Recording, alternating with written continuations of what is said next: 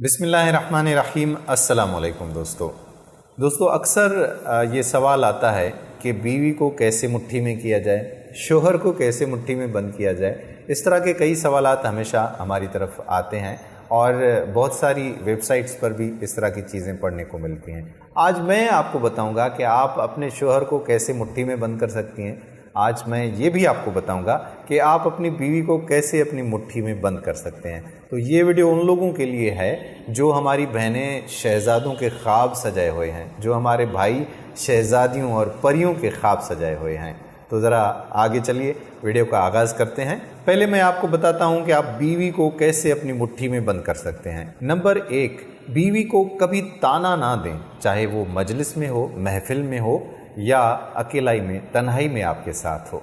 Number 2, बीवी के जो दिन दिहाड़े होते हैं उनको अच्छी तरह से याद रखिए और हस्ब तौफीक उनको मनाने की कोशिश भी कीजिए। जैसे मैरिज डे है या जैसे उनका बर्थडे वगैरह है तो उसको सेलिब्रेट ज़रूर कीजिए। नंबर 3, बीवी जब भी नए कपड़े पहने या कोई नई चीज़ लेके आए तो उसकी तारीफ़ ज़रूर कीजिए, इससे वो खुश हो जाती है। आम हालात में भी आप बीवी की तारीफ़ ज़रूर कर लिया करें। आम हालात में जब भी आपको अपना जेब इजाज़त दे तो कोई छोटा मोटा तोहफ़ा अपनी बीवी के लिए ज़रूर लेकर उसको पेश कर लिया करें। अगर कभी गलती से खाना आपकी पसंद का ना बने या खाने में ऊंच नीच हो जाती है तो उस पर बीवी को डांटे ना, लेकिन ऐसे तरीके से उसको याद दहानी करवाएं कि वो समझ जाए कि अगली बार उसने क्या करना है।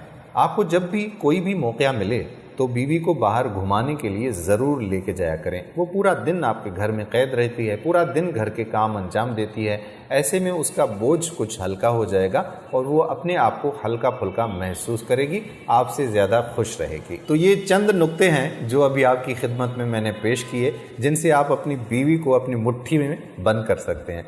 अब हम बात करेंगे शोहर को हमारी जो बहनें हैं वो कैसे अपनी मुट्ठी में बंद कर सकती हैं। नंबर 1, शोहर को वक्त पर नाश्ता पेश करें, साफ़ सुथरे इस्त्री शुदा कपड़े उसके लिए रखें और कोई रोमांटिक डायलॉग दे दें या फिर बोसा उनको दे दें और वो अपनी ज़िंदगी के काम के लिए जब बाहर जा रहे हैं रोज़मर्रा के काम के लिए तो उन्हें बहुत ज़्यादा प्यार से रुखसत कीजिए।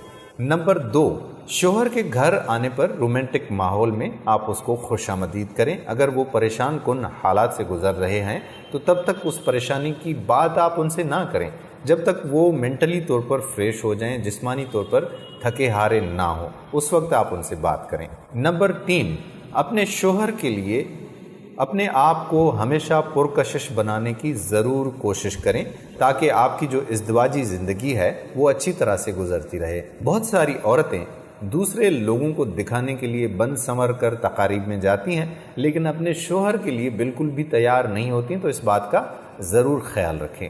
नंबर 4, तन्हाई में शोहर के साथ शर्मीलेपन से दूर रहिए, शर्माएं नहीं, कि शोहर के साथ शर्माना सबसे बड़ी बेशर्मी काउंट किया जाता है। तो उम्मीद करते हैं कि ये चंद जो टिप्स हैं वो आपको ज़रूर पसंद आएंगी और आप अपने शोहरों को अपने काबू में इस तरह से रख सकती हैं और आप भी अपनी बीवियों को इस तरह से काबू में रख सकते हैं। बाकी बाबों के पास जाएंगे तो कुछ नहीं होने वाला।